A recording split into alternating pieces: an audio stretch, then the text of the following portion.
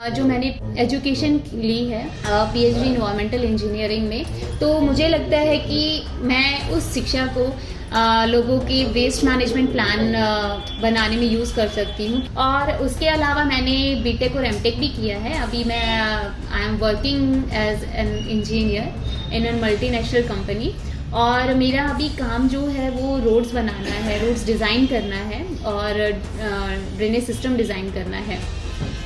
तो मुझे लगता है कि मैं अगर यहाँ पर आती हूँ, लोग मुझे अगर अपने बीच आने का मौका देते हैं, तो मुझे पर्सनली लगता है कि मैं समझ सकती हूँ कि रोड्स कैसे डिज़ाइन करना है। क्योंकि कल को मुझे कोई आके पागल नहीं बना पाएगा कि नहीं मैडम ये ऐसे नहीं हो सकता है, नहीं ये ड्रेनेज ऐसे नहीं हो सकता है, ये लेवल ऐसे ही रहेगा, हम कुछ नहीं कर सकते हैं, ये तो ऐसे ही है। हमें लगता है कि अब की बार कांग्रेस पूर्ण बहुमत से आएगी और अच्छे पूरे जोर शोर के साथ आएगी। आयो है राजस्थान रो खुदरो OTT प्लेटफॉर्म, जठे आपने मिलसी वेब सीरीज, फिल्म, कविताएं, कहानियां और भी बहुत कुछ देखबा वास्ते अभी डाउनलोड करो स्टेज ऐप। हम 122 नंबर वार्ड के प्रत्याशी नीलम वत्स जी से बात करेंगे कि क्या कुछ रणनीति होने वाली है कांग्रेस की इस एमसीडी चुनाव में। अब की बार हमारी चुनाव रणनीति काफ़ी साफ है। अब की बार हम अपनी जनता की आवाज़ को सुन रहे हैं, उनके बीच जा रहे हैं, उनकी जो प्रॉब्लम्स हैं हम उनको सुना है हमने। और हमारी चुनाव रणनीति यही है कि जो लोगों की समस्याएं हैं हम उनको भरोसा दिला रहे हैं कि आप कांग्रेस सरकार को लेके आइए, डॉक्टर नीलम वत्स को लेके आइए, वो आपकी सारी समस्याओं को सुनेगी, उन पर काम करेगी। और जो लोगों की समस्याएं हैं, मेन जो उन्होंने बोला है, पानी की समस्या है, सीवर की समस्या बताई है लोगों ने, और रोड अच्छी तरीके से नहीं बने हुए हैं, कहीं पर रोड खुदी हुई है, कहीं पर नालियां खुदी हुई हैं। और जो नालियां, कोई भी नाली मतलब मैंने अभी घूमते हुए देखी नहीं है कि जो प्रॉपर वर्किंग कर रही हो, या तो ओवरफ्लो कर रही है या उसमें कूड़ा कचरा इतना भरा हुआ है कि कोई निकासी नहीं है उन चीज़ों की। तो हमारी चुनाव रणनीति यही है कि जो लोगों की समस्याएं जो वो जाहिर कर रहे हैं हम उन पर काम करेंगे, उन पर सुनेंगे। तो हम लोगों को यही आश्वासन दिला रहे हैं कि हम अगर सरकार में आते हैं तो उनका एक एक चीज पर सुनवाई होगी। आम आदमी पार्टी कह रही है कि 15 साल से बीजेपी थी, एक बार केजरीवाल को मौका दें। वहीं बीजेपी कहती है कि बीजेपी 15 साल से थी, एक बार और मौका दीजिए, काफी अच्छा काम की है बीजेपी कहती है। कांग्रेस पार्टी क्या कहती है, क्या इस बार?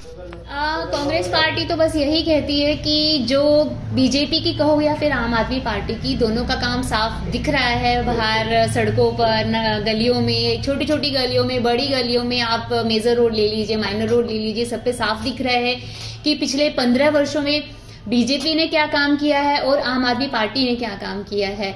तो ऐसा तो मतलब आप यहाँ से भी बाहर निकलेंगे तो भी आपको दिखेगा, कूड़े के ढेर दिखेंगे, गंदी नालियाँ दिखेंगी, रोड्स ऐसे दिखेंगी, जो कि एमसीडी के मेन मुद्दे होने चाहिए। उन्हीं पर अगर उन्होंने काम नहीं किया है, तो चाहे वो पिछले 7-8 वर्षों से यहाँ पर थे या फिर पिछले 15 वर्षों से थे, लोगों का कहना ये है कि पिछले आम आदमी पार्टी ने तो कुछ किया ही नहीं है, जो कि अभी फिलहाल रमेश मटियाला जी की सरकार है। और बीजेपी से भी उन्होंने कोई खास उम्मीद नहीं दिख रही है लोगों में। और लोगों का कहना ये है कि अब की बार हम कांग्रेस सरकार को, उनका नजरिया वो बदलना चाह रहे हैं, सरकार बदलना चाह रहे हैं, वो एक नई सोच लेके आना चाह रहे हैं, एक शिक्षित उम्मीदवार लाना चाह रहे हैं। ये हमें लोगों के बीच रहकर पता चल रहा है। आपके कार्यकर्ताओं से बातचीत की, शिक्षा के बारे में बता रहे थे कि बाकी जो पार्टियां उनके कैंडिडेट्स हैं, आप काफी ज्यादा शिक्षित हैं, आप पीएचडी हैं एनवायरमेंटल इंजीनियरिंग में, और शिक्षा के अलावा, शिक्षा के साथ साथ किस पैमाने पे आप मानती हैं कि जो आपके विपक्षी कैंडिडेट हैं आप उनसे आगे हैं या आप उनसे अच्छा काम कर सकती हैं? मैं अगर सिंपल वर्डों में कहूँ तो मैं अपनी जनता की आवाज को, जो यहाँ पर लोग हैं उनका दर्द समझ सकती हूँ। तो मैं शिक्षा को बाद में लेके आऊंगी। पहले तो जो वो लोग अभी फील कर रहे हैं, जो अभी लोग जिन परेशानियों से वो गुजर रहे हैं, मैं उसको महसूस कर सकती हूँ। और मुझे लगता है कि किसी भी उम्मीदवार को अगर अपनी जनता के बीच में उतरना है, उन लोगों के लिए काम करना है, तो सबसे पहले उसको खुद एहसास होना चाहिए कि उन लोगों की क्या परेशानियां हैं। और परेशानियों की बात करें तो जैसे पिछले वर्ष हमारे घर में भी खुद इतना 1-1 फुट तक पानी भर गया था और हम 1 हफ्ते तक परेशान रहे थे। छोटे बच्चे भी हैं घर पे, उनको खाने के लिए नहीं था, बड़े भी हैं, सब बुजुर्ग भी हैं, इतने परेशान हो गए थे। तो मुझे लगता है कि जिस परेशानी से हम गुजरे हैं और वही परेशानी हमारी जनता भी फेस कर रही है, तो मुझे लगता है कि मैं उनकी प्रॉब्लम्स को अच्छे से समझ सकती हूँ कि क्या है। और उसके बाद मुझे लगता है कि जो मैंने एजुकेशन ली है पीएचडी इन्वायरमेंटल इंजीनियरिंग में, तो मुझे लगता है कि मैं उस शिक्षा को लोगों के वेस्ट मैनेजमेंट प्लान बनाने में यूज़ कर सकती हूँ, क्योंकि मेरी जो रिसर्च रही है पीएचडी में वो वेस्ट मैनेजमेंट के ऊपर रही है। मेरा जो मेन वेस्ट मैनेजमेंट पे काम रहा है वो किचन वेस्ट पे रहा है, फ्रूट वेजिटेबल वेस्ट पर रहा है, और भी डिफरेंट काइंड ऑफ वेस्टेज पर रहा है, लाइक एक वेस्ट पर नहीं किया है। तो मेरा मेन पूरा एनारोबिक डाइजेशन पर काम था। तो मुझे लगता है कि मैं उस रिसर्च को और उस जो मैंने पढ़ाई की है उसको मैं अपने यहाँ के एरिया में जो जगह जगह कूड़े के ढेर लगे हुए हैं, जो डंपिंग साइट्स अभी एमसीडी ने बनाई हुई है या विदाउट प्लान्ड जो अनप्लान्ड उनकी डंपिंग साइट्स हैं, उनको एक अच्छे से मैं मैनेज कर सकती हूँ, एक अच्छा नया वेस्ट मैनेजमेंट प्लान ला लेके आ सकते हैं। और जो अभी जिन हर गली में आप देखेंगे छोटे छोटे पोल्स के पास भी इतने कूड़े के ढेर लगे हुए हैं, तो मुझे लगता है कि एक अच्छा वेस्ट मैनेजमेंट प्लान यहाँ पर लाकर हम कम से कम अपनी मटियाला वार्ड को कूड़े से तो मुक्ति दिला ही सकते हैं। और उसके अलावा मैंने बीटेक और एमटेक भी किया है। अभी मैं I am working as an engineer in an multinational company, और मेरा अभी काम जो है वो रोड्स बनाना है, रोड्स डिज़ाइन करना है और ड्रेनेज सिस्टम डिज़ाइन करना है। तो मुझे लगता है कि मैं अगर यहाँ पर आती हूँ, लोग मुझे अगर अपने बीच आने का मौका देते हैं, तो मुझे पर्सनली लगता है कि मैं समझ सकती हूँ कि रोड्स कैसे डिज़ाइन करना है। क्योंकि कल को मुझे कोई आके पागल नहीं बना पाएगा कि नहीं मैडम ये ऐसे नहीं हो सकता है, नहीं ये ड्रेनेज ऐसे नहीं हो सकता है, ये लेवल ऐसे ही रहेगा, हम कुछ नहीं कर सकते हैं, ये तो ऐसे ही है। तो मुझे लगता है कि वो चीज़ें नहीं होंगी, क्योंकि मैं समझ सकती हूँ कि रोड्स कैसे डिज़ाइन होती हैं, ड्रेनेज सिस्टम कैसे डिज़ाइन किया जाता है, और ड्रेनेज सिस्टम अगर उसमें प्रॉपर कहाँ से उसको एक आप उसको आउटफॉल दे सकते हैं।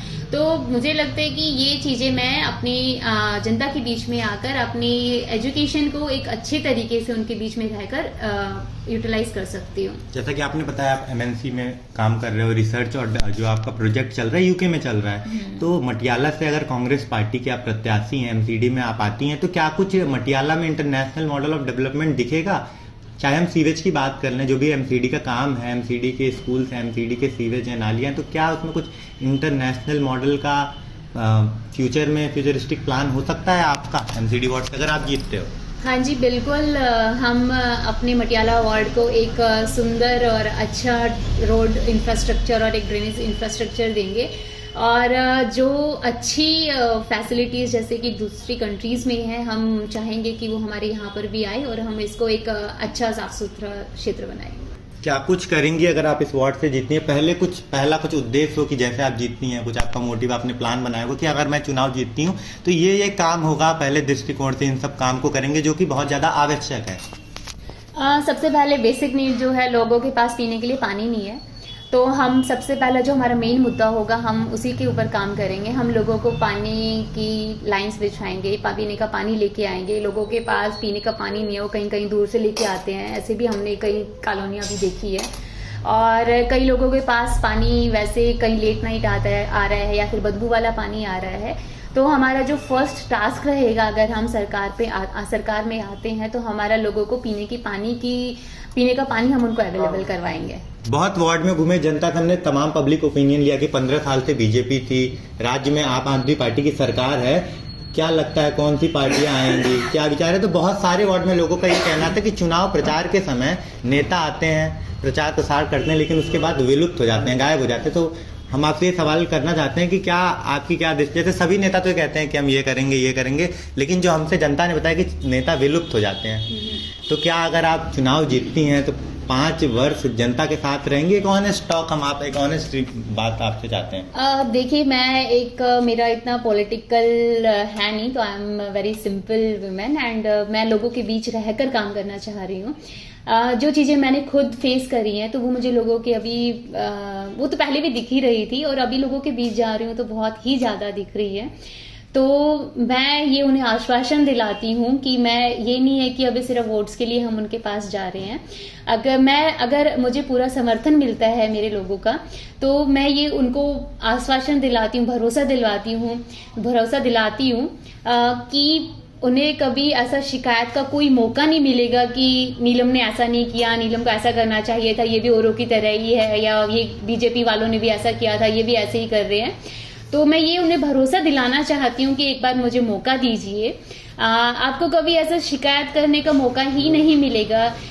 मैं आप लोगों के बीच रहकर ही काम करूंगी, आप लोगों के पास आपकी आवाज़ सुनूंगी, आप लोगों के पास फ्रीक्वेंटली विजिट करूंगी।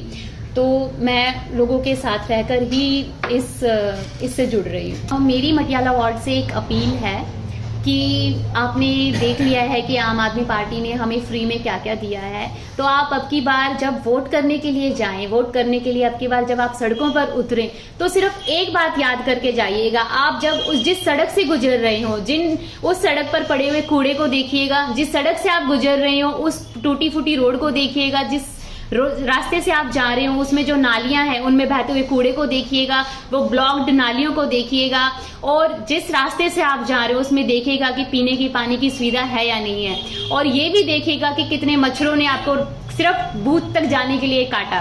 तो मेरी जनता से यही अपील है कि अब की बार आप अपनी सोच बदलिए और एक नई सोच को लेकर आइए जो कि आपका साथ दे, आप लोगों के साथ रहकर काम करे। और अब की बात फ्री के झांसे में बिल्कुल मत आइएगा। फ्री में जो आपको मिला है वो सिर्फ कूड़ा करकट है, फ्री की गंदगी है, फ्री के टूटे फूटे रोड हैं, फ्री की आपको डेंगू मिला है, मच्छर मिले हैं। तो मेरी आप लोगों से यही गुजारिश है, यही अपील है कि अब की बार सिर्फ और सिर्फ एक अच्छे कैंडिडेट का चुनाव करिए ताकि आप लोगों को कुछ सहना ना पड़े। मैंने अपनी माताओं बहनों की आंखों में आंसू देखे हैं यहाँ पर जा जाके घर पर, तो मैं चाहती हूँ कि माताओं बहनों, और आपने बहुत कुछ सह लिया है, अब ये वक्त है परिवर्तन का, कांग्रेस के समर्थन का। तो एकजुट होकर अब की बार नई सरकार लेके आइए, नई सोच को लेके आइए, एक नई उमंग को लेके आइए ताकि आप लोगों के बीच रहकर वो काम कर सके। जय हिंद, जय भारत। ये थी खास बातचीत हमारी 122 नंबर वार्ड के महिला प्रत्याशी नीलम वस्त जी से। ये तो काफी कॉन्फिडेंट है, पूरे भरोसे के साथ कह रही हैं कि इस बार 122 नंबर वार्ड में महिला प्रत्याशी नीलम वस्त कांग्रेस पार्टी से ही जीतेंगी। बाकी आपकी जो राय है, आपको क्या लगता है 122 नंबर वार्ड मटियाला में कौन सी पार्टी आगे बढ़ रही है? क्या कांग्रेस पार्टी जितना कॉन्फिडेंस मैम है उसी कॉन्फिडेंस के साथ जीतेगी? आपकी जो भी राय है कमेंट बॉक्स में जरूर बताएं। आपने हमें YouTube पे देखा, आपने हमें Facebook पे देखा, अब आप हमें देखिए सबसे पहले हमारे ऐप पर। तो अभी जाइए गूगल प्ले स्टोर पर और डाउनलोड कीजिए झलको ऐप, जहां आपको मिलेगी हर पल की जानकारी, वो भी बिल्कुल देसी अंदाज में।